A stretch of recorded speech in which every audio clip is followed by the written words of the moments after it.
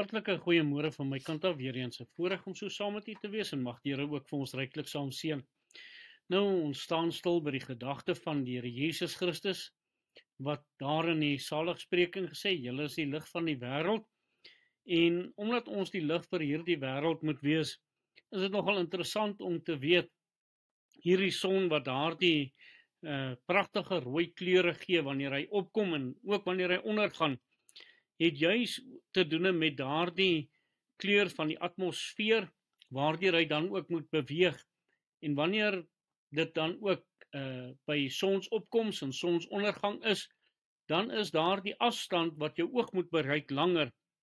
Daarom dat dit ook lyk dat hierdie son dan ook rooier is, omdat hy die meer digter laag van die atmosfeer moet beweeg om die oog te bereik, en daarom ook 'n langer pad het, korter golwe, soos byvoorbeeld dan die blou wat makliker opbreek, maar die rooi en geel wat minder opbreek, en maak dat die son ook dan vir my rooi lyk. Net so kom die woord van die Here en hy kom sê dat God het hierdie lig dan ook gemaak, en hy roep u en my tot hierdie wonderbare lig.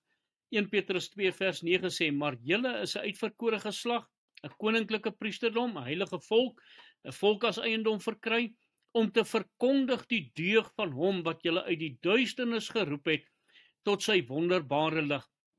So baie duidelik, waarvoor het God ons dan ook uitverkies? Vir 'n spesifieke doel, en dit is om lig te wees in hierdie wêreld, om te verkondig van daardie kosbare lig.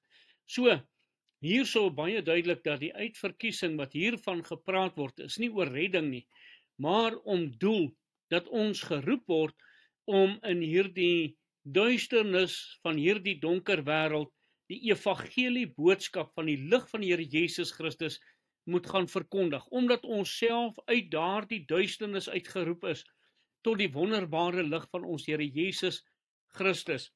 Daarom het Jesaja 45 vers 7 ook sê, wat die lig formeer en die duisternis skep, die heil bewerk en die onheil skep, ek die Here, is dit wat al hierdie dinge doen. Die gedagte by hierdie formeer is die woord dan ook in Hebreëus yatsar. Dit beteken om in 'n vorm te druk, om in 'n vorm gemaak te word. Nou, ek wat die voorreg gehad het om dan ook by 'n maatskappy te werk, waar ons hierdie vorms gemaak het, en hoe daardie vorms dan ook gebruik word om sekere produkte daaruit te vorm. Net so ook wanneer 'n persoon uit klei iets kom vorm, en dit is juis daardie gedagte om te vorm.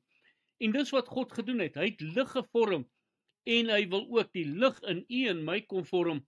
Jesaja 64 vers 8, maar nou Here, u is ons Vader, ons is die klei, en u is ons formeerder, en ons almal is die werk van u hande. Wat 'n wonderlike voorreg om te weet dat God ons formeer het, en omdat hy ons formeer het, wil hy ons ook in 'n sekere vorm dan kom plaas, en dit is die lig van die Here Jesus Christus. Daarom dat hy die duisternis kom verwyder, en hy kom vorm ons na die beeld van Jesus Christus, Romeine 8 vers 29, want die wat hy van tevore geken het, die het hy ook van tevore verordineer. Weereens, baie duidelik hierso, wat is die doel wat God dan ons uit hierdie wêreld kom roep? Om gelykvormig te wees aan die beeld van sy seun. En Jesus self het gesê, ek is die lig van die wêreld. En nou kom sy, julle is die lig. So daardie lig van Christus moet in en deur my kom skyn in hierdie donker wêreld. Efesiërs 5 vers 8, want vroeër was julle duisternis, maar nou is julle lig in die Here, wandel soos kinders van die lig. En daarom het Efesiërs 2 vers 10 ook vir ons sê, want ons is sy maaksel, geskape in Christus tot goeie werke, wat God voorberei het, sodat ons daarin kan wandel, in hierdie kosbare lig van die Here Jesus Christus.